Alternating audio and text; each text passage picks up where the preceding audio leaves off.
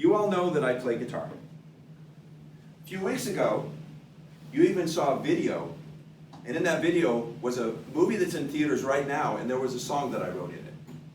What you don't know is, when I was just a little older than you guys, I was in a band. And we were on tour, and we were going through an airport, and we were going up an escalator. And as we were going up, a group of girls were coming down the escalator, and they were looking at us. And when they got to the bottom, they shouted up at us, "What band are you guys?" And I shouted back, "Duran Duran." And they screamed. Now, we were not Duran Duran. I've never been in Duran Duran. But those white girls believed that we could be Duran Duran because I look like what we think rock music is. But what if I was to tell you that rock music was invented by someone that doesn't even look like me? And imagine that same scene, group of white musicians going up an escalator, a group of girls going down the escalator, but with that group of white musicians is an African-American woman, older, carrying a guitar. And those girls shout up at me, "What band are you?" And I shout back, "We're nobody, but she invented rock and roll." They would think I was crazy. Well, this speech is going to tell you about a woman by the name of Sister Rosetta Tharpe, who with her guitar playing and singing influenced a whole generation of white musicians who got credit for inventing rock and roll. But the first thing we have to do before we talk about that is we have to see how she influenced these musicians. 81 years ago, the first electric guitar was heard on the radio. It was the first time anyone had ever heard an electric guitar.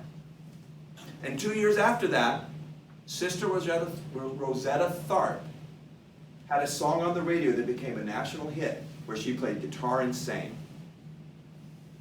Before that, no one had ever heard guitar playing like that. But what's important is how that guitar playing in that one song influenced one white musician. So in a small town in Tennessee, there was a little boy by the name of Elvis. Elvis used to go to church every Sunday. He loved black gospel music. Elvis used to run home from school Monday through Friday because on the radio at his house was a show called the Black Gospel Hour. And the star of the Black Gospel Hour was Sister Rosetta Tharpe. And he would sit and listen to how she played the guitar. He would absorb how she sang. 10 years later, that influence would affect music even to today. When Elvis Presley recorded his first hit, which was called All Shook Up, he was influenced by the guitar playing and the singing of Sister Rosetta Tharpe. As a matter of fact, he said in an interview that she was the single biggest influence on this style of his music. But Elvis wasn't the only one. There was also a young black guitar player who would sit and listen to Sister Rosetta Tharpe on the radio. His name was Chuck Berry. He's known for a song called Johnny B. Good. Chuck Berry's guitar playing would go on to influence legends like Jimi Hendrix. Jimi Hendrix would influence Led Zeppelin. In an interview, Chuck Berry said that his entire career was one long Sister Rosetta Tharpe impersonation. Now, I would conclude that the songs you're listening today on the radio, let's say Shawn Mendes, Stitches, or Ed Sheeran, we've all heard those songs, I would suggest that those songs would not be possible without the ghost of an older black female playing guitar. Although this speech is coming to an end, the influence of Sister Rosetta Tharpe will live on in the guitars that keep us dancing even to this day.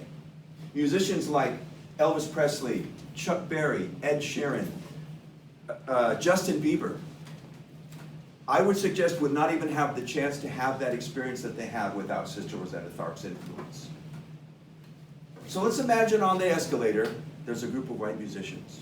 And coming down the other side, there's a group of females. And they scream because they think they've just been in the presence of their idols. But they don't know that it's Sister Rosetta Tharpe who even gave those musicians the chance to have that experience. And there's a ghost with them on that escalator, and she's saying, "Can't no man play like me? I play better than him."